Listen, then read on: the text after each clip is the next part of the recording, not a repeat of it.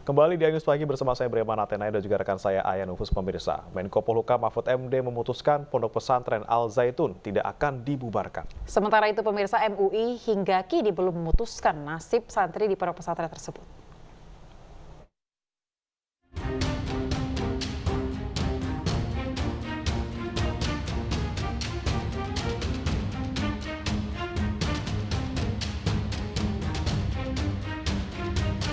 Kasus dugaan penodaan agama yang melibatkan pimpinan Pondok Pesantren Al Zaitun, Panji Gumilang, terus bergulir.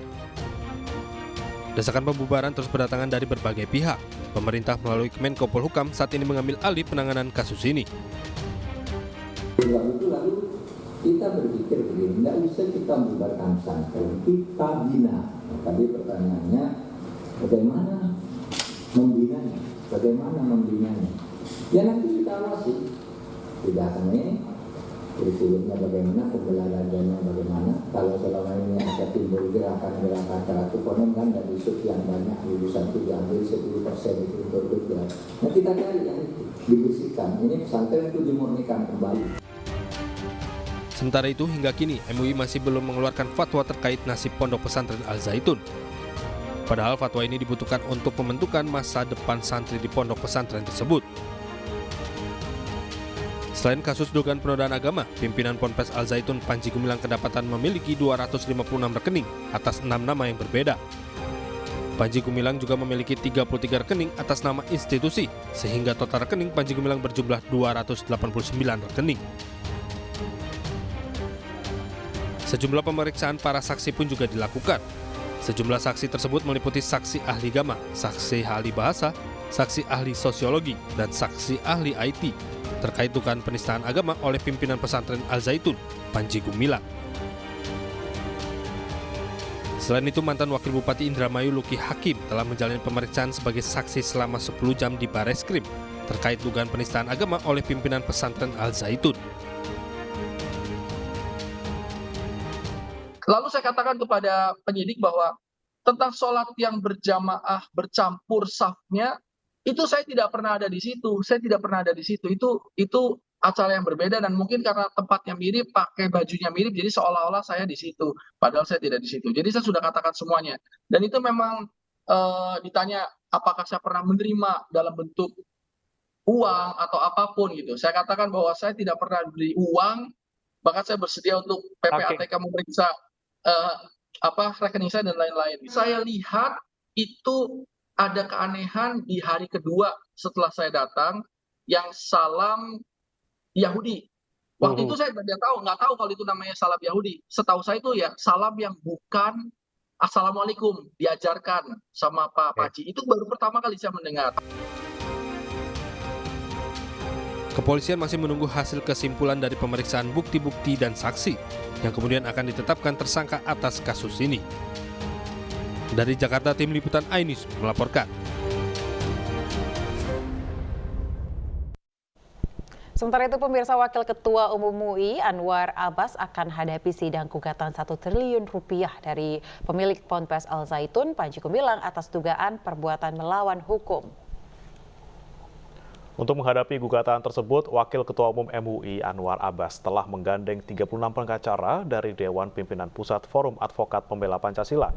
Sebelumnya, kuasa hukum Panji Gumilang menyatakan Anwar Abbas dan MUI diduga melanggar hukum dengan melontarkan tuduhan hanya berdasarkan dari potongan video di media sosial soal Panji Gumilang yang mengaku sebagai komunis. Pengadilan Negeri Jakarta Pusat sudah menerima berkas gugatan yang dilayangkan pimpinan Pondok Pesantren Al Zaitun Panji Gumilang. Sidang perdana gugatan akan digelar pada hari Rabu 26 Juli mendatang.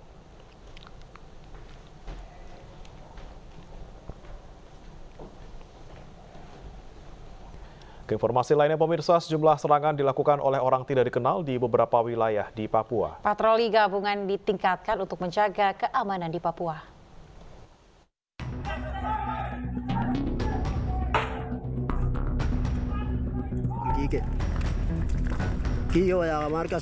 Dalam kunjungannya ke sejumlah wilayah di Papua, Wakil Presiden Ma'ruf Amin mengecam rangkaian serangan dilakukan oleh orang tak dikenal di Dogiai, Papua. Ma'ruf Amin juga meminta semua pihak untuk menjaga keamanan di Papua demi kemajuan Papua. karena itu kepada teman-teman yang masih bikin rusuh itu, sebaiknya mari kita kembali ke pangkuan Papua sejahtera. Ya, kalau tanah Papua untuk Papua, kalau masih ada seperti itu, ya nanti akan mengganggu jalannya pembangunan dan akan memperlambat munculnya kesejahteraan. Ini kita ajak mereka, mari kita kembali. Hingga kini patroli gabungan ditingkatkan untuk mencegah massa melakukan tindakan anarkis. Nah, saya berharap ini tidak berkelanjutan.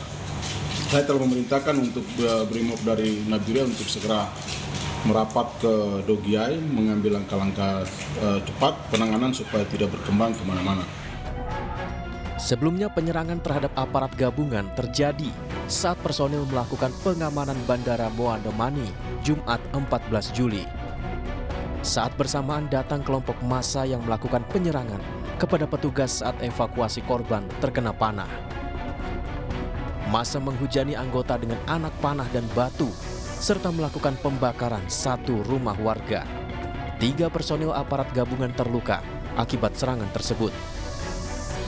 Penyerangan pun meluas. Total ada 69 bangunan terbakar akibat kerusuhan yang terjadi di Kabupaten Dogiai. Tim Liputan iNews melaporkan. Pemirsa, Kejaksaan Agung menerima pengembalian uang 27 miliar rupiah dari kuasa hukum tersangka kasus korupsi pembangunan BTS 4G Kominfo Magdir Ismail. Partai Perindo mendukung Kejaksaan Agung menyelidiki status uang tersebut serta membongkar pihak-pihak terlibat. Kejaksaan tentu saja yang paling pertama harus mengadministrasikan segala macam bentuk penerimaan yang sudah didapatkan, termasuk ada uang 27 miliar yang diterima dan diberikan oleh pihak kuasa hukum. Yang kedua tentu saja harus mengkonfirmasi informasi-informasi yang sudah dimiliki. Dan yang ketiga tentu saja kita berharap Kejaksaan menuntaskan perkara ini, dan kita juga harus mendorong Kejaksaan tidak hanya menggunakan undang-undang tindak pidana korupsi, tetapi juga menerapkan prinsip-prinsip dalam undang-undang tindak pidana pencucian uang. Karena kalau kita lihat dalam surat dakwaan yang kemarin dibacakan di persidangan, sepertinya belum semuanya menerapkan tindak pidana pencucian uang. Karena kita bicara soal kasus ini kan juga melibatkan aliran dana dan aliran uang. Pemirsa, 3 bakal calon presiden 2024 Ganjar Pranowo, Prabowo Subianto, dan Anies Baswedan menyampaikan ide dan gagasan dalam Rakernas Asosiasi Pemerintah Kota Seluruh Indonesia ke-16 di Makassar, Sulawesi Selatan. Ya, kehadiran mereka merupakan penampilan dan pertemuan pertama dalam satu panggung.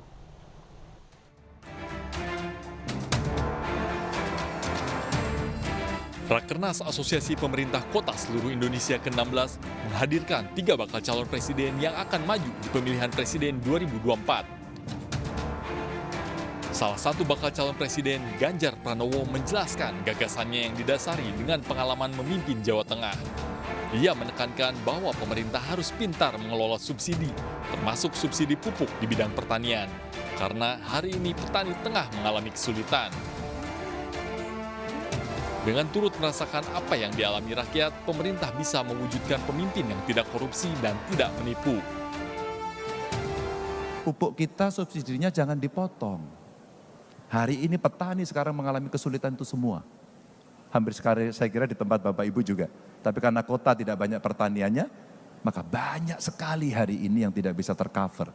Saya sampaikan waktu itu, mungkin Bapak Ibu melihat fotonya, ada Pak Jokowi, ada saya, ada Pak Prabowo di tengah sawah. Orang bilang itu bicara politik, padahal iya, kan? Bagaimana pemerintahan bersih yang tidak korupsi. Yang kedua, bagaimana kemudian janji politik itu dipenuhi. Maka dalam bahasa Jawa kita sampaikan, mboten korupsi, mboten ngapusi, tidak korupsi, tidak menipu. Sementara itu, Prabowo Subianto juga menyampaikan pemikirannya tentang pemanfaatan sumber daya alam Indonesia secara mandiri. Salah satu contohnya adalah nikel. Dengan melakukan hilirisasi dan pengelolaan sendiri, hari ini penerimaan bangsa dari nikel Indonesia naik 20 kali lipat.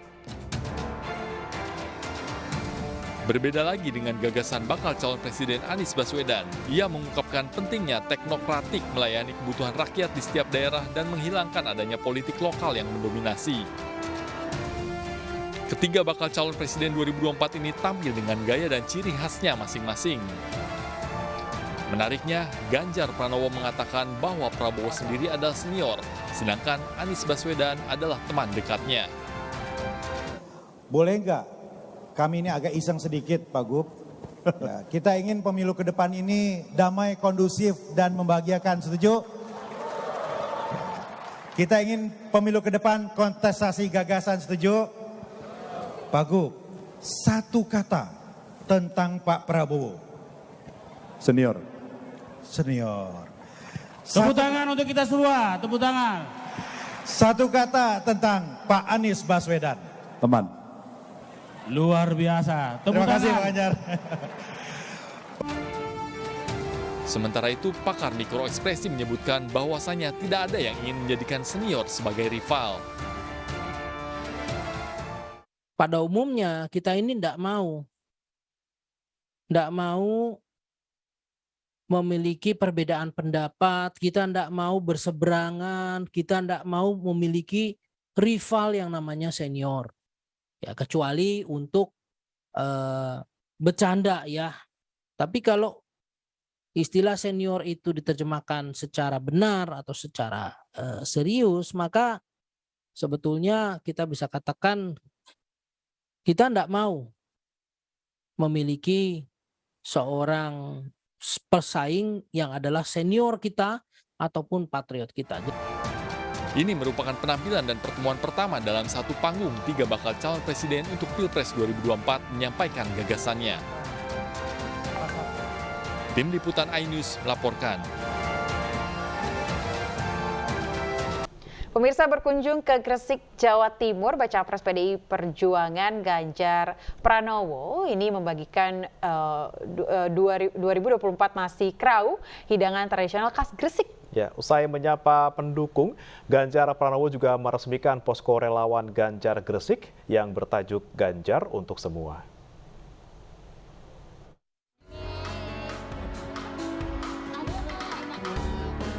Baca Pres PDI Perjuangan Ganjar Pranowo yang didukung Partai Perindo menemui ribuan relawan di Stadion Gelora Joko Samudro, Gresik, Jawa Timur. Dalam pertemuan ini, Ganjar Pranowo membagikan 2024 bungkus nasi krawu makanan khas Gresik yang masuk dalam warisan budaya tak benda. Ribuan warga pun antusias dan berebut nasi krawu yang berisi sayatan daging dan serundeng dikemas membentuk damar kurung. Ganjar Pranowo pun turut serta menikmati hidangan nasi krawu bersama warga dan pengurus DPP PDI Perjuangan. Teman-teman dari Gresik luar biasa sambutannya. Dari mana? Kita tadi disuguhkan dari Gresik. Jawabannya siapa nama istri tercinta dari Bapak Ganjar Pranowo? Habis itu akan ke Ngawi. Mudah-mudahan bisa silaturahmi dengan banyak masyarakat di Jawa Timur. Usai menikmati hidangan nasi krawu, Ganjar Pranowo didampingi jajaran pengurus DPP PDI Perjuangan meresmikan posko relawan Gresik berjuluk Ganjar untuk Semua. Ganjar meminta kepada pendukungnya dan semua elemen masyarakat bersatu mencegah dan menanggulangi stunting.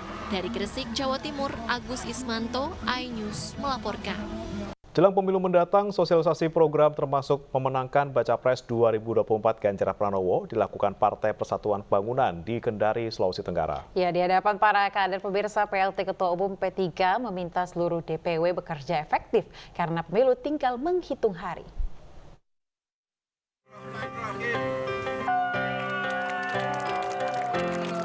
Puluhan ribu warga kota Kendari mengikuti Jalan Sehat DPW P3 Sulawesi Tenggara yang dilepas langsung PLT Ketua Umum P3 Muhammad Mardiono di Tugu Religi. Kegiatan Jalan Sehat berlangsung tertib, meski sempat terjadi insiden di panggung start. Dalam kesempatan ini, PLT Umum P3 Muhammad Mardiono kembali menegaskan komitmen Partai P3 mendukung Baca Pres 2024 Ganjar Pranowo dalam memimpin estafet pembangunan.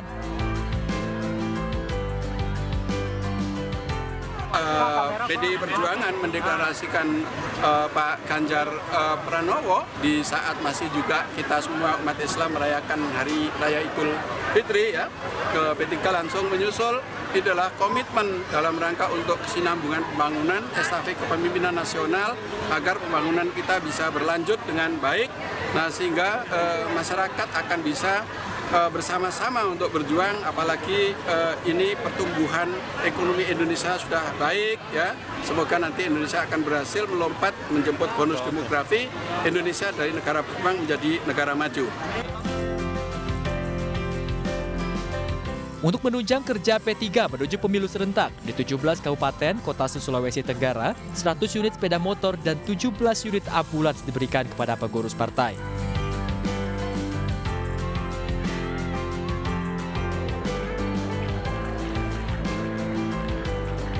Sebelumnya, saat melantik pengurus sekaligus membuka Mukerwil 2, DPW P3 Sultra Muhammad Mardiono meminta seluruh Dewan Pimpinan Wilayah bekerja secara efektif.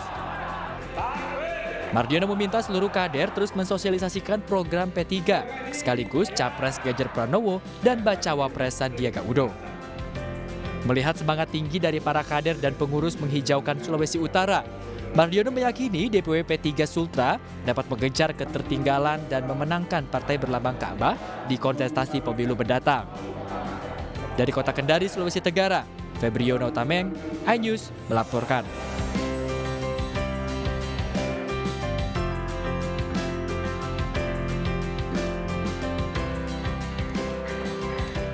Ya pemirsa, bidan berperan penting dalam tumbuh kembang bayi, karenanya Konfederasi Bidan Internasional menggelar kongres di Nusa Dua Bali dalam kegiatan edukasi perawatan bayi. International Confederation of Midwives ICM atau Kongres 3 Tahunan Konfederasi Bidan Internasional ke-33 digelar di Nusa Dua Bali. Sebagai brand produk bayi, Johnson's Baby turut berpartisipasi untuk mengedukasi lebih banyak bidan demi dukung tumbuh kembang bayi sejak baru lahir. Johnson's Baby memfasilitasi edukasi dan demo ribuan bidan. Diajari teknik pijat dan mandi bayi untuk mendorong pentingnya kekuatan perawatan bayi sehari-hari. Sentuhan lembut ini bermanfaat bagi perkembangan fisik dan mental si kecil, serta perkuat ikatan emosional bayi dan ibu.